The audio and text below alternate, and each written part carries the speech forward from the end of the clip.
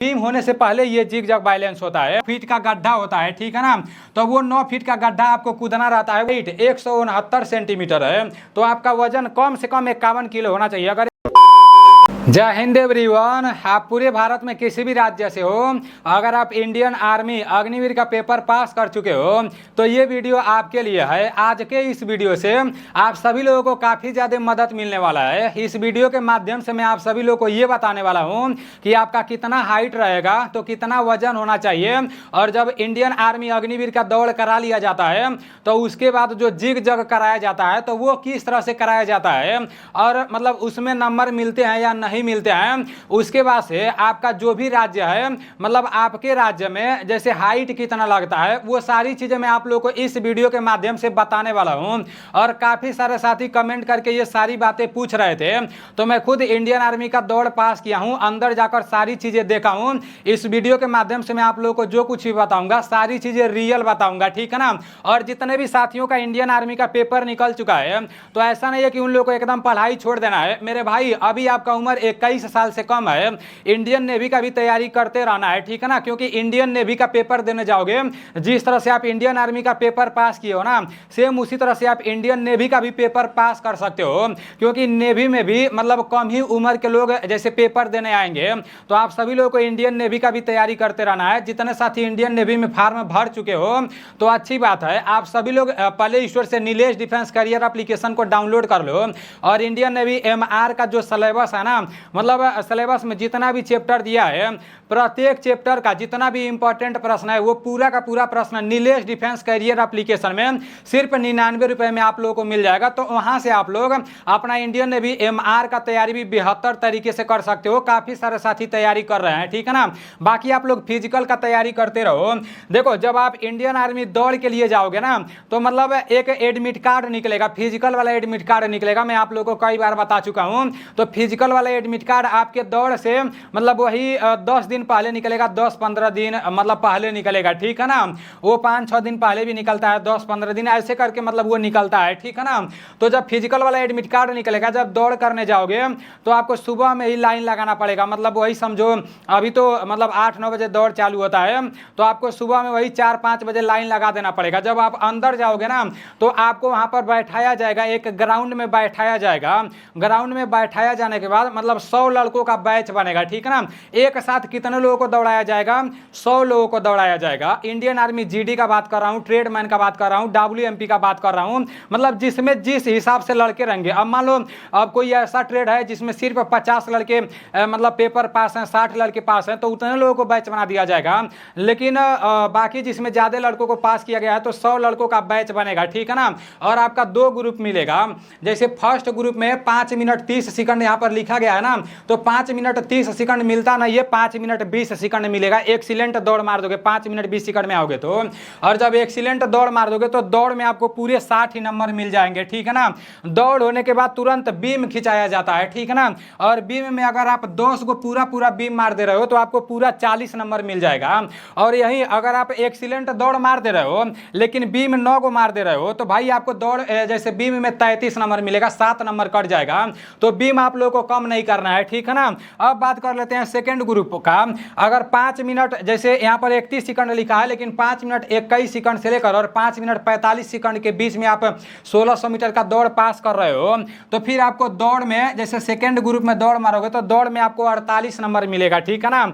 और 10 बीम मार दोगे तो 40 नंबर मिलेगा, 9 बीम मार दोगे तो 33 नंबर मिलेगा, अगर 8 बीम मारते हो तो सिर्फ 27 नंबर मिलेगा, अगर 7 बीम मारते हो तो सिर्फ 21 नंबर मिलेगा, अगर 6 बीम मारते हो तो 16 नंबर मिलेगा, अगर 5 बीम मारते हो तो फेल हो जाओगे, मतलब आगे आपको चांस नहीं मिलेगा, वहां से घर भेज दिया जाएगा, ठीक है ना। तो बीम पर आप लोगों को ज्यादा फोकस करना है। अब देखो, जब दौड़ मार दोगे बीम उम सब आपका हो जाएगा, तो नहीं, बीम होने से पहले ये जिग जग बैलेंस होता है।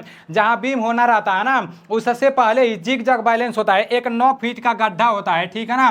तो वो 9 फीट का गड्ढा आपको कूदना रहता है, वो सभी लोग कूद लेते हैं। अगर एक बार में नहीं कूद पाओगे ना तो दोबारा भी उसमें चांस मिल जाता है। है, 9 फीट का गड्ढा दौड़ मारने के बाद, उसके बाद से आपका जिग जग बैलेंस होता है, ठीक है ना। तो देखो ये रहा आपका जिग जग बैलेंस, ये इस तरह का कुछ रहता है, मतलब इस तरह से लोहे का कुछ रहता है और इस पर चलना रहता है इस तरह से, ठीक है ना। तो ये भी आराम से आप लोग चल लोगे, ये ज्यादा पतला नहीं रहता है, सभी लोग इसमें चल लेते हैं, ठीक है ना। तो ये आपका जिग जग बैलेंस है। जिग जग बैलेंस में कोई नंबर उम्र नहीं मिलता है, और जो 9 फुट का गड्ढा कूदना रहता है उसमें भी कोई नंबर नहीं मिलता है, ये सिर्फ पास करना रहता है। ये जब पास करोगे तभी आगे बीम मारने के लिए जाओगे, ठीक है ना। जब ये जिग जग बैलेंस आप पास कर जाओगे, जब आप 10 गो बीम मार दोगे या 9 गो बीम मार दोगे, वो सारी चीजें हो जाएंगी, तो फिर आपका वजन जैसे न पाएगा, ठीक है ना। अभी मैं आपको हाइट के बारे में भी बता रहा हूं कि किस राज्य का कितना हाइट लगेगा। लोग 170 सेंटीमीटर 170 सेंटीमीटर बोलते हैं, लेकिन अगर आपका 169 सेंटीमीटर आएगा तभी भी काम चल जाएगा, 100 कुछ लोग का 68 सेंटीमीटर आएगा तभी भी काम चल जाएगा। वो सारी चीजें अभी आगे मैं ज्वाइन इंडियन आर्मी के ऑफिशियल वेबसाइट पर ले जाकर दिखा रहा हूं। यहाँ पर वजन के बारे में बताया गया है, तो इसको भी आप लोग देख लो। देखो अगर आपका वजन है यहाँ पर 165 सेंटीमीटर लिखा गया, अगर आपका वजन 165 सेंटीमीटर है तो कम से कम आपका मिनिमम 49 किलो वजन होना चाहिए, ठीक है ना। 49 किलो से लेकर 59 किलो के बीच में आपका वजन होना चाहिए, ठीक है ना। तो इसको आप लोग देख लेना। अगर आपका हाइट 169 सेंटीमीटर है तो आपका वजन कम से कम 51 किलो होना चाहिए। अगर 51 किलो से कम होगा, आपका हाइट 169 सेंटीमीटर रहेगा और वजन 50 किलो रहेगा, तो फिर आपको बाहर निकाल दिया जाएगा, ठीक है ना। वहां पर टाइम मिलता है, जैसे वो लोग बोलते हैं कि केला वाला खाकर पूरा एकदम अपना जैसे जो बॉडी है उसको वजन कर लो, लेकिन भाई कुछ लोगों का हो जाता है, कुछ लोगों का नहीं हो पाता है, ठीक है ना। तो मतलब 169 सेंटीमीटर अगर आपका रहेगा ना हाइट, तो फिर आपका वजन 51 किलो कम से कम होना चाहिए और अधिक से अधिक 62.8 किलो वजन आपका होना चाहिए। अगर बहुत ज़्यादा अधिक वजन है ना तो आपको कुछ टाइम मिलेंगे, वो लोग बोलेंगे जैसे वहाँ से वो लोग बाहर नहीं कर। अगर कम जैसे आपका वजन रहेगा तब तो बाहर हो जाओगे, अगर बहुत ज़्यादा वजन रहेगा, मैं अगले साल देखा था हमारे साथ ही कुछ लोग रेस मारे थे, उनका वजन बहुत ज़्यादा था, तो मतलब उन लोगों को एक टाइम दिया जाएगा, बोला जाएगा अगर आपका फाइनल मेरिट लिस्ट में नाम आ जाएगा तो उस टाइम तक आपको अपना इतना वजन कर लेना है, नहीं तो आपको ट्रेनिंग में नहीं जाने दिया जाएगा। तो मतलब कम वजन करने के लिए वो लोग एक टाइम दे देते हैं, ठीक है ना। बाकी 170 वाले का वजन देख लो, 71 वाले का वजन देख लो, ये पूरा मैं अपने टेलीग्राम चैनल में भेज दूंगा, वहां से देख लेना। जितने साथी इंडियन आर्मी का तैयारी कर रहे हो और अभी तक मेरे टेलीग्राम चैनल में नहीं जुड़े हो तो पता नहीं किस दुनिया में जी रहे हो यार। मैं अपने टेलीग्राम चैनल का लिंक डिस्क्रिप्शन में दे दूंगा, वहां से जाकर आप लोग मेरे टेलीग्राम चैनल में जुड़ जाना, और फर्स्ट कमेंट में भी मैं अपने टेलीग्राम चैनल का लिंक दे दूंगा। हाइट और चेस्ट के बारे में जान लो। देखो अग्निवीर जीडी में आपका हाइट यहाँ पर 170 सेंटीमीटर लिखा गया है ना, तो मतलब काफी सारा जगह ऐसा है जहां का हाइट 169 सेंटीमीटर लगता है, कुछ जगह का हाइट 163 सेंटीमीटर लगता है, वो आगे अभी मैं आप लोगों को दिखा रहा हूं। और अग्निवीर टेक्निकल में भी मतलब सेम वही जीडी के जैसा ही हाइट लगता है, ठीक है ना।